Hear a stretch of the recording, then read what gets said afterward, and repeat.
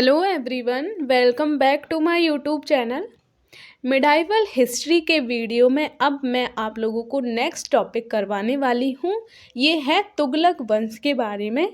आप लोगों को याद होगा कि हम लोग अभी दिल्ली सल्तनत के बारे में बात कर रहे हैं। इसमें मैंने आप लोगों को बताया था कि दिल्ली सल्तनत में हमें 5 वंश देखने को मिलते हैं। सबसे पहले होता है गुलाम वंश, उसके बाद आता है खलजी वंश और तीसरा होता है तुगलक वंश। तो अभी तक मैंने आप लोगों को गुलाम वंश और खलजी वंश करवा दिया है। आज के वीडियो में हम लोग तुगलक वंश के बारे में बात करेंगे। तुगलक वंश जो है वो 1320 से लेकर 1412 या फिर 1414 ईस्वी तक माना जाता है। इसके बाद फिर 1414 से आता है सैयद वंश। उसके बाद सबसे लास्ट में आता है लोधी वंश। तो आज की वीडियो में हम लोग तुगलक वंश के बारे में बात करेंगे। लेकिन इसके पहले अगर आप लोग मेरे वीडियो पर नए हैं तो प्लीज़ मेरे चैनल को सब्सक्राइब कीजिएगा, जिससे कि मिडाइवल हिस्ट्री के और भी वीडियो आप लोगों को मिलते रहें। इसके अलावा अगर आप लोग एंसेंट हिस्ट्री का भी सिलेबस देखना चाहते हैं तो मैंने आप लोगों को एंसेंट हिस्ट्री का पूरा सिलेबस कंप्लीट करवा दिया है। उसका लिंक आप लोगों को डिस्क्रिप्शन बॉक्स में मिल जाएगा, आप लोग वहां से जाकर देख सकते हैं। तो चलिए हम लोग आज के वीडियो को शुरू कर लेते हैं। तुगलक वंश जो है इसमें हमें सबसे पहला शासक गयासुद्दीन तुगलक देखने को मिलता है और ये 1320 से लेकर 1325 ईस्वी यानी कि 5 साल तक ये शासक बनकर रहता है। इसे ही तुगलक वंश का संस्थापक माना जाता है। इसके अलावा अगर हम बात करें, इसने दिल्ली सल्तनत में नहर निर्माण की भी शुरुआत की थी, यानी कि अब इसने सिंचाई व्यवस्था के लिए नहरों का निर्माण करवाना शुरू कर दिया था। इसके अलावा अगर हम इसके बारे में और बात करें तो अफ़गानपुर एक दुर्घटना हुई थी अफ़गानपुर में, वहाँ पर इसकी मृत्यु हो गई थी, इसीलिए ये 5 साल में कुछ ज़्यादा काम नहीं करवा पाया। अफ़गानपुर दुर्घटना में इसकी मृत्यु हो गई थी, सिर्फ इसने कुछ एकाध ही काम करवा पाए थे। एक इसने जो इम्पोर्टेंट काम करवाया था वो था वारंगल का दिल्ली सल्तनत में विलय, यानी कि वारंगल में कौन से शासक का साम्राज्य था, मैंने कल आप लोगों को बताया था। वारंगल में हमें काकतीय वंश देखने को मिलता है, जो कि प्रेजेंट टाइम का आंध्र प्रदेश वाला एरिया पड़ जाता है।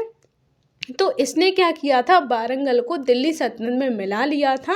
मैंने आप लोगों को कल के वीडियो में बताया था कि अलाउद्दीन खिलजी ने इन्हें यानी कि दक्षिण भारत के जो राज्य थे उन्हें दिल्ली सल्तनत में मिलाया नहीं था, उन्हें उनकी अधीनता स्वीकार करने के लिए बाध्य कर दिया था। लेकिन गयासुद्दीन तुगलक ने वारंगल को दिल्ली सल्तनत में मिला लिया था। तो इसने बस यही कुछ महत्वपूर्ण काम किए थे, बाकी 5 साल तक ही ये शासक बनकर रह पाता है, इसलिए कुछ ज़्यादा काम नहीं कर पाता है।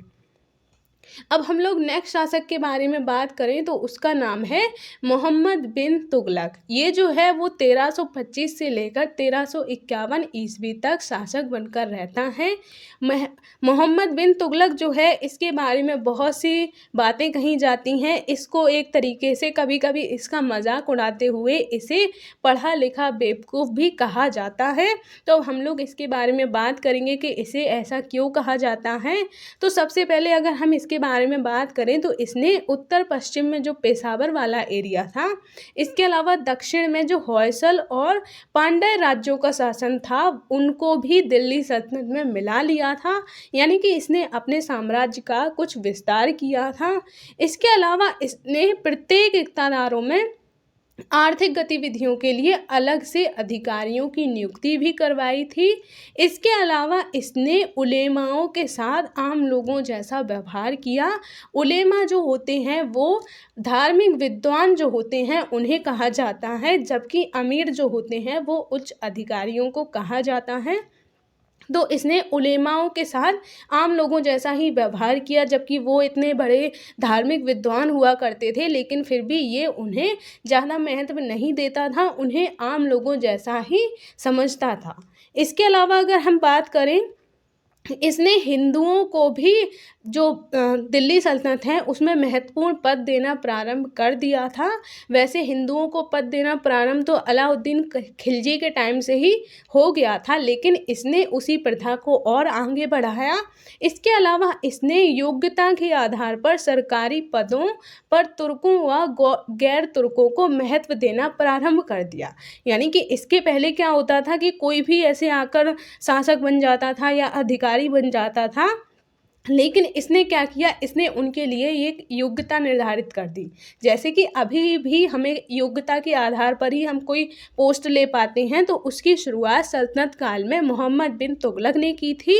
इसके अलावा ये हिंदुओं में ज़्यादा भेदभाव नहीं करता था, ये हिंदुओं के भी सारे धर्म रीति रिवाजों को फॉलो करता था। इसीलिए ऐसा कहा जाता है कि ये हिंदुओं के सारे त्यौहार भी मनाता था। ये जैसे कि एक त्यौहार का नाम भी आया है कि इसने होली जैसे त्योहारों में भी पार्टिसिपेट किया था। इसके बारे में अगर हम और बात करें तो इसने कुछ ऐसे 5 काम किए थे जिसके लिए ये बहुत ही ज़्यादा चर्चा में रहता है, और इसकी जो 5 योजनाएं हैं इनका उल्लेख हिस्टोरियन बर्नी जो हैं उन्होंने किया है। तो अब हम लोग देख लेते हैं कि इसने ऐसे क्या 5 काम किए थे। तो इसने सबसे पहला काम किया था राजधानी का परिवर्तन, यानी कि इसने अपनी राजधानी दिल्ली से महाराष्ट्र के देवगिरी या फिर जिसे दौलताबाद कहा जाता है उसको बना लिया था। इसके अलावा अगर हम इसके दूसरे काम के बारे में बात करें, एक और बात आप लोगों को बता देती हूँ कि इसने राजधानी सिर्फ कुछ टाइम के लिए दौलताबाद को बनाया था। फिर बाद में इसे लगा कि वो जिस तरीके से दिल्ली से साउथ इंडिया को नहीं कंट्रोल कर सकता है, उसी तरीके से साउथ इंडिया यानी कि दौलताबाद से वो उत्तर भारत यानी कि दिल्ली को भी कंट्रोल नहीं कर सकता है।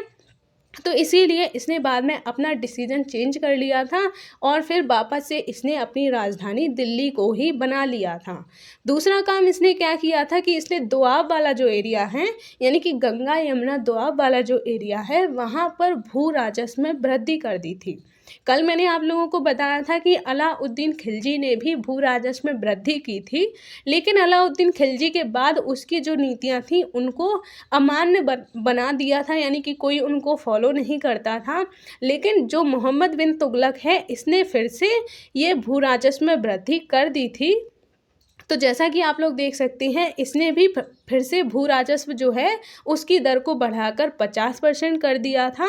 इसके अलावा अगर हम बात करें, इस टाइम पर हम देखते हैं कि अकाल भी पड़ता है। उस टाइम पर ये जो है वो बहुत ही ज़्यादा जो कर है उसको बहुत कठोरतापूर्वक वसूलता है, लेकिन फिर बाद में ये अपने किसानों को राहत भी देता है, जैसे कि वो उन्हें कृषि के लिए ऋण प्रदान करता है। इसके अलावा इसने एक कृषि मंत्रालय का भी गठन किया था जिसे दीवाने को ही कहा जाता था।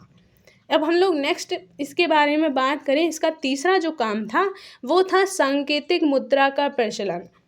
यानी कि इसने क्या किया था, कांसे के जो सिक्के होते हैं उनकी कीमत चांदी के सिक्के के बराबर कर दी थी। यानी कि दोनों की वैल्यू, या तो चांदी का सिक्का हो या फिर कांसे का सिक्का हो, दोनों की वैल्यू बराबर कर दी थी। तो इससे राज्य को बहुत ज़्यादा नुकसान हुआ था। तो इसके लिए भी इसको बहुत ज़्यादा इसके बारे में बात की जाती है, इसको ब्लेम किया जाता है कि इसने ऐसे ऐसे काम किए थे।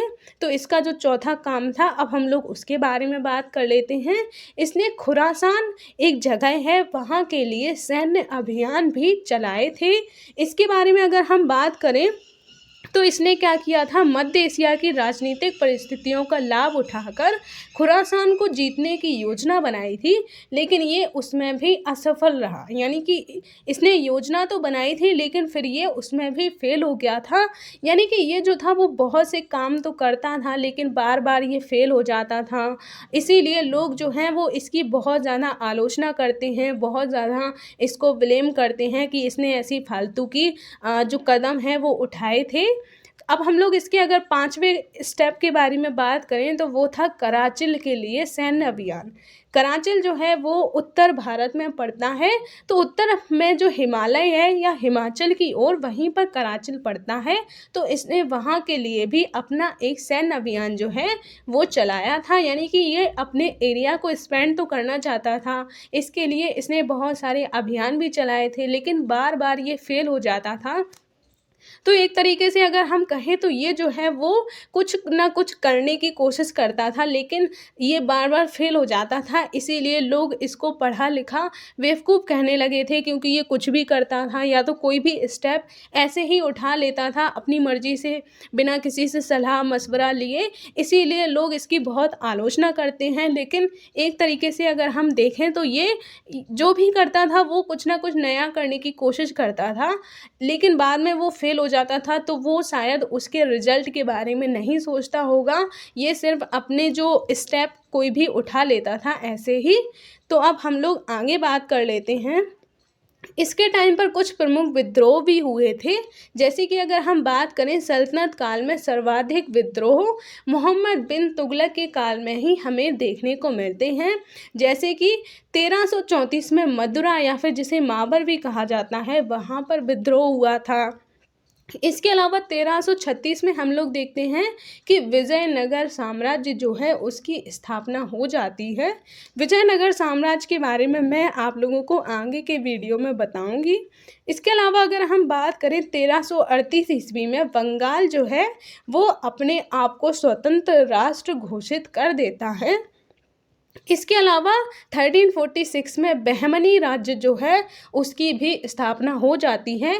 तो ये दक्षिण भारत के हमें कुछ राज्य देखने को मिलते हैं, इनके बारे में हम लोग आगे डिटेल में बात करेंगे। अब हम लोग नेक्स्ट शासक के बारे में बात करें तो उसका नाम है फिरोज शाह तुगलक। ये 1351 से 1388 तक शासक बनकर रहता है। इसने भी बहुत सारे काम किए थे, लेकिन इसके काम अलग अलग क्षेत्रों में थे, तो इसीलिए हम इसको अलग अलग क्षेत्रों में डिवाइड करके पढ़ेंगे।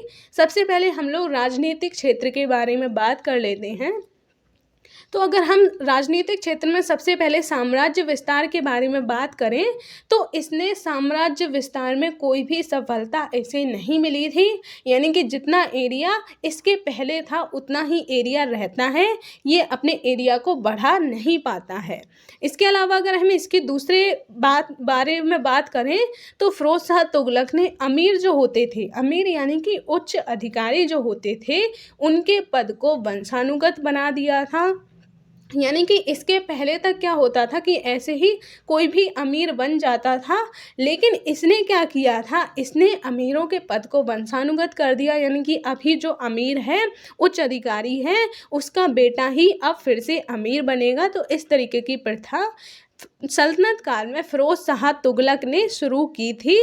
इसके अलावा अगर हम बात करें, इसने क्या किया था कि किसानों के कर्जों को भी माफ़ कर दिया था। इसके अलावा सैनिकों के भूखंड के रूप में वेतन देने की प्रथा शुरू की थी। यानी कि मैंने आप लोगों को कल के वीडियो में बताया था कि अलाउद्दीन खिलजी ने सैनिकों को नकद वेतन देना शुरू कर दिया था, लेकिन फिरोज शाह तुगलक ने उसकी नीति को बदलकर सैनिकों को अब फिर से भूखंड यानी कि भूमि जो है उसको देना शुरू कर दिया था। इसके अलावा अगर हम उलेमा वर्ग के बारे में बात करें तो इसने उलेमा वर्ग यानी कि धार्मिक विद्वान जो होते थे उनको संतुष्ट करने के लिए धार्मिक कट्टरता का प्रयोग किया। यानी कि इसने ऐसे उनको संतुष्ट करने के लिए कुछ ऐसे कदम उठाए जो बहुत ही कट्टरतापूर्ण कदम माने जाते हैं। जैसे कि इसने क्या किया था कि पुरी जो है वहाँ का जो जगन्नाथ मंदिर है, इसके अलावा कांगड़ा में जो मंदिर है उनको नुकसान पहुँचाया। इसके अलावा इसने ब्राह्मणों पर जजिया कर भी लगाया था। अब आप लोग मुझे एक क्वेश्चन का आंसर दीजिएगा कि पुरी में जो जगन्नाथ मंदिर है वो मंदिर स्थापत्य की किस शैली में बनाया गया है। मैंने आप लोगों को मंदिर स्थापत्य की शैलियाँ बहुत ही डिटेल में करवाई थी, तो अब आप लोग मुझे आंसर दीजिएगा कि जगन्नाथ मंदिर पुरी का जो है वो किस शैली में बनाया गया है। इसके अलावा जजिया करके शुरुआत किसने की थी, इसका भी आंसर आप लोग दीजिएगा। मैंने आप लोगों को बहुत ही डिटेल में बताया था कि जजिया कर की शुरुआत सबसे पहले भारत में किसने की थी। तो इन दोनों ही क्वेश्चन के आंसर आप लोग मुझे कमेंट बॉक्स में बताइएगा। अब हम लोग आगे बात कर लेते हैं कि इसने आर्थिक क्षेत्र में क्या क्या काम किए थे। तो इसने बड़ी संख्या में नहरों का निर्माण करवाया। मध्यकाल में अगर हम बात करें, सर्वाधिक नहरों का निर्माण इसने ही करवाया था। इसके अलावा इसने सिंचाई व्यवस्था के लिए हक के सर्व नामक एक प्रथा जो है उसका भी शुरुआत की थी। इसके अलावा अगर हम बात करें, शरीयत जो है, शरीयत इनका कानून माना जाता है। तो शरीयत के अनुसार इसने केवल 4 करों को ही प्रजा पर लागू करने का फैसला लिया। इसके अलावा और जितने भी उपकर या फिर जितने भी और टैक्स हुआ करते थे उन सबको इसने समाप्त कर दिया। इसने कहा कि सिर्फ 4 तरीके के टैक्स जो हैं वो ही जनता पर लगाए जाएंगे। इसके अलावा दिल्ली के आसपास वाला जो एरिया है वहाँ पर इसने 1200 फलों के बागान भी लगवाए थे। यानी कि हम कह सकते हैं कि ये प्रकृति से भी बहुत प्रेम करता था, इसीलिए इसने दिल्ली के आसपास वाले जो एरिया है वहाँ पर 1200 बागों का भी निर्माण करवाया था। अब हम लोग नेक्स्ट बात कर लेते हैं कि सांस्कृतिक क्षेत्र में इसने क्या क्या काम किए थे। तो फिरोज शाह तुगलक ने सामाजिक कल्याण के उद्देश्य से कई विभागों की भी स्थापना की थी। जैसे कि दीवाने बंदरगाह जो नाम का जो विभाग था वो दासों को प्रशिक्षण देने के लिए था। इसके अलावा दीवाने खैरात नाम का जो विभाग था वो निर्धन व्यक्तियों को सहायता देने के लिए था। इसके अलावा बारुल सफ़ा नाम का जो विभाग था वो निःशुल्क चिकित्सा की व्यवस्था करने के लिए भी था। इसके अलावा दफ्तर रोजगार नाम का जो विभाग था वो बेरोजगारों के लिए था। तो इस तरीके से इसने सामाजिक कल्याण को उद्देश्य बनाकर कुछ बहुत सारे विभागों का भी निर्माण करवाया था। इसके अलावा अगर हम बात करें, इसने बड़ी संख्या में नगरों का भी निर्माण करवाया था। यानी कि इसने बहुत सारी सिटी एरिया बनवाए थे जिनसे आर्थिक गतिविधियां जो हैं उनको बहुत बढ़ावा मिला। यानी कि ट्रेड जो है वो बहुत ज़्यादा बढ़ने लगा था। जैसे कि अगर हम बात करें, दिल्ली में जो फिरोज कोटला है, इसके अलावा हिसार फिरोजा है, फिरोजाबाद, जौनपुर इत्यादि जो शहर हैं उनका निर्माण फिरोज शाह तुगलक ने ही करवाया था। तो जैसा कि आप लोग देख सकते हैं इसने अपने नाम पर ही करवाया है, फिरोज शाह कोटला, फिरोजाबाद। तो ये इसने अपने नाम के ही आधार पर कुछ इस तरीके के नगरों का निर्माण करवाया था जिनसे आर्थिक गतिविधियों को भी बहुत बढ़ावा मिला था। अब हम लोग अगर नेक्स्ट बात करें तो फिरोज शाह तुगलक ने इल्तुतमिश और अलाउद्दीन खिलजी के तालाबों का पुनरुद्धार भी कराया था। यानी कि इल्तुतमिश और अलाउद्दीन खिलजी ने जो तालाब बनवाए थे उनका इसने फिर से पुनरुद्धार करवाया। इसके अलावा इसने कुतुब मीनार का भी पुनरुद्धार करवाया था। इसके अलावा इसने टोपरा और मेरठ से अशोक के अभिलेखों को दिल्ली में स्थानांतरित भी करवाया था तथा मदरसा, मकतब इत्यादि शिक्षा केंद्रों की भी स्थापना की थी। यानी कि इसने शिक्षा को भी बढ़ावा दिया। इसके अलावा और जितने भी तालाब, सिंचाई वगैरह की जो व्यवस्था है वो सब भी की। अशोक के अभिलेखों को भी इसने सम्मान दिया, उनको दिल्ली में पुनर्स्थापित करवाया। तो इस तरीके के फिरोज शाह तुगलक ने बहुत सारे काम किए थे जिनसे आर्थिक गतिविधियों को भी, इसके अलावा सांस्कृतिक गतिविधियां, इसके अलावा और भी जितनी भी सामाजिक कल्याण की गतिविधियां हैं उन सबको बढ़ावा मिला। अब हम लोग अगर नेक्स्ट बात करें तो फिरोज शाह तुगलक की मृत्यु के पश्चात और जितने भी शासक हुए वो सब लोग अयोग्य शासक थे, इसीलिए इसे अयोग्य शासकों का शासनकाल कहा जाता है। अगर हम लोग जो तुगलक जो वंश है उसके अंतिम शासक के बारे में बात करें तो उसका नाम नसरुद्दीन महमूद था। ये 1394 से लेकर 1412 ईस्वी तक शासक बनकर रहता है। इसी समय 1398 से 99 में समरकंद जो नामक जगह है वहाँ के शासक तैमूर ने भी भारत पर आक्रमण किया था। तो ये भी आप याद रखिएगा कि तैमूर का भारत पर आक्रमण कब हुआ था। इसके अलावा इसी आक्रमण के पश्चात, यानी कि जो तैमूर का आक्रमण हुआ था, इसके पश्चात ही हम लोग देखते हैं कि जौनपुर में सरकी वंश की स्थापना हो जाती है। इसके अलावा 1401 में गुजरात में मुजफ्फर शाही वंश की स्थापना हो जाती है और 1405 में मालवा में हुसंग शाही वंश की स्थापना हो जाती है। तो इस तरीके से हम लोग देखते हैं कि अब दिल्ली सल्तनत का जो एरिया है वो कम होने लगता है और बहुत सारे जो और भी छोटे छोटे वंश हैं वो उभर कर सामने आने लगते हैं। तो ये था आज का हमारा तुगलक वंश। अब हम लोग सैयद वंश के बारे में बात करेंगे, फिर हम लोग लोधी वंश के बारे में बात करेंगे। तो इस तरीके से ये हमारा आज का वीडियो था। अगर आप लोगों को मेरा वीडियो पसंद आया हो तो प्लीज़ मेरे वीडियो को लाइक कीजिएगा और मेरे चैनल को सब्सक्राइब कीजिएगा, जिससे कि इसी तरीके के वीडियो आप लोगों को मिलते रहें। मिलेंगे अब हम नेक्स्ट वीडियो में, तब तक के लिए जय हिंद।